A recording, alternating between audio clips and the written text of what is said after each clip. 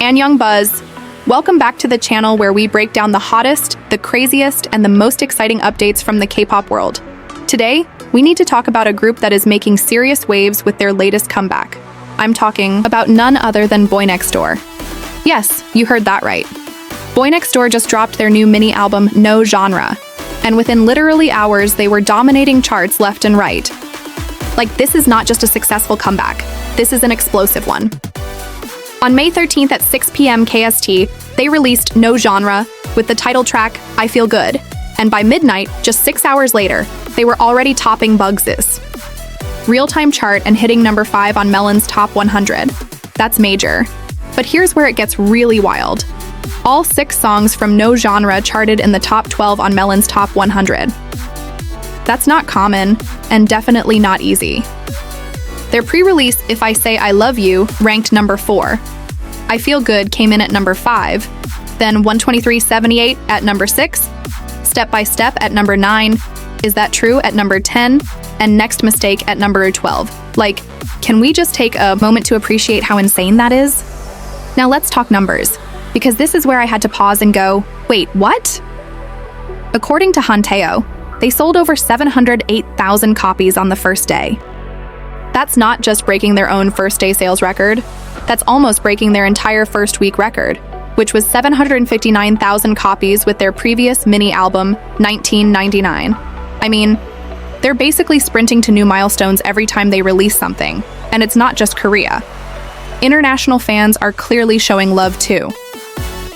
No Genre hit number 1 on iTunes top albums in at least 7 regions: Japan, Indonesia, Thailand, the Philippines, Hong Kong, Taiwan, and Vietnam. Plus, I Feel Good hit number 3 on Line Music's real-time top songs chart in Japan. That's a huge deal because Japan is a tough market to break into, especially for newer groups. So, let's really talk about this. BOYNEXTDOOR isn't just gaining popularity, they're building momentum at a scary fast pace. And I don't mean that in a negative way, I mean it in a they're about to blow up even bigger kind of way. Personally, I've always seen something special in BOYNEXTDOOR. From their debut, they've had this fresh, youthful vibe that doesn't feel forced. They don't try too hard to fit into one box, which is probably why calling the album No Genre just works. It feels like a declaration. We're not trying to be one thing. We're just making good music. And honestly, I think that's part of the reason they're connecting so strongly with fans.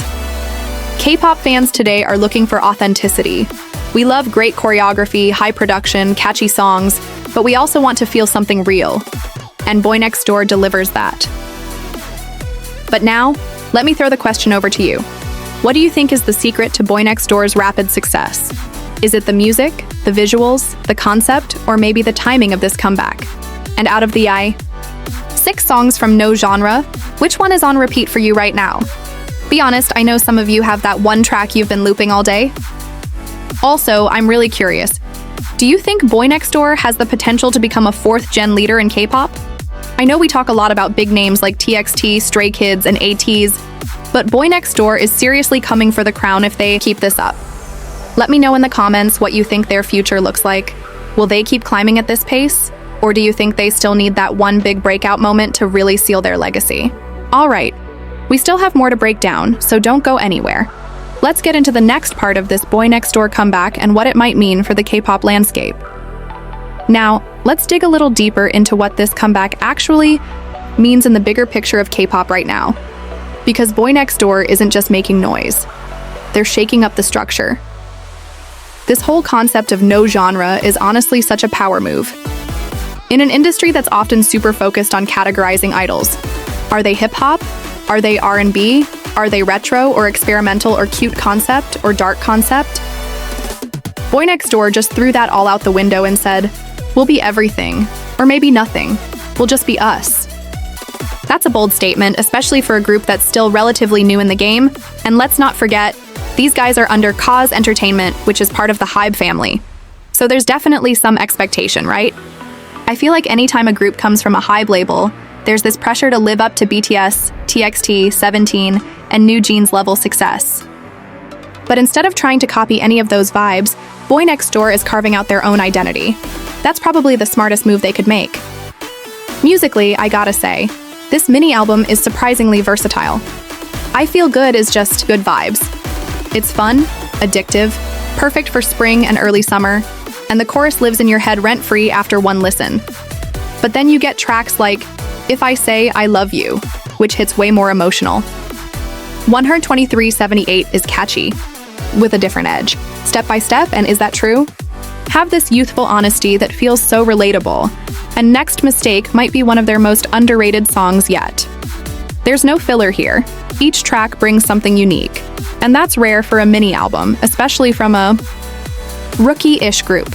A lot of times groups will have one solid title track and then some okay B-sides. But this feels like a full package comeback. And I think that's why fans are responding the way they are, because we're not just streaming a song, we're experiencing an era. Let's talk visuals too. The MV for I Feel Good is so colorful, energetic, and honestly just fun to watch. The styling? On point. Choreography? Sharp but playful. And the members just look like they're genuinely having a good time. There's nothing overly serious or dramatic, and that in itself feels refreshing. Especially in an era where a lot of groups go for dark and intense visuals, BOYNEXTDOOR is like, hey, let's just feel good. Literally. Now let's look at fan reactions. And this is where it gets really interesting. From what I've seen online, fans from all over the world, not just Korea, are hyping this comeback hard. Like I mentioned earlier, they topped iTunes charts in countries like Japan, Indonesia, Thailand, the Philippines, Hong Kong, Taiwan, and Vietnam. That shows us that their appeal is global, and that's super important for long-term success in K-pop. Also, I saw something trending on X, formerly Twitter, where fans were doing streaming parties and lyric breakdown threads. That's the kind of fan engagement that shows a group is building not just a listener base, but a community.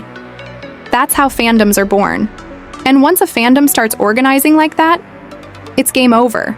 That group is going places. So here's another question for you all. Where do you rank No Genre among 2025 comebacks so far? Are BOYNEXTDOOR setting the bar for this year, or is there another group you think still holds the crown? Drop your ranking below. I want to see your personal top 3 comebacks of the year and where BOYNEXTDOOR fits in. Also, do you think this comeback is going to be their turning point? Like the moment that takes them from rising rookies to mainstream K-pop powerhouses? Every group has that one comeback that shifts everything. I wonder if this is it for them. And if you're new to BOYNEXTDOOR, I really encourage you to give this album a full listen. Don't just stop at the title track. Go through the whole thing and tell me which song hit you the hardest. Maybe even make your own mini ranking of the tracks in the comments. Let's see which B-side is the fan favorite. Alright, Buzz fam. That's it for today's deep dive into BOYNEXTDOOR's chart-slaying comeback with No Genre. This group is on fire, and honestly, they're one to keep a very close eye on. As always, thank you for hanging out with me and sharing your thoughts. This community is all about celebrating K-pop in a way that's fun, honest, and passionate. If you enjoyed today's video, don't forget to like, subscribe, and hit that notification bell so you don't miss any of our K-pop deep dives. I'll be reading through the comments and replying to as many of you as I can, so don't be shy. Tell me all your BOYNEXTDOOR thoughts, your favorite tracks, your predictions, everything. Until next time, this has been Annyeong Buzz, and I'll see you in the next video.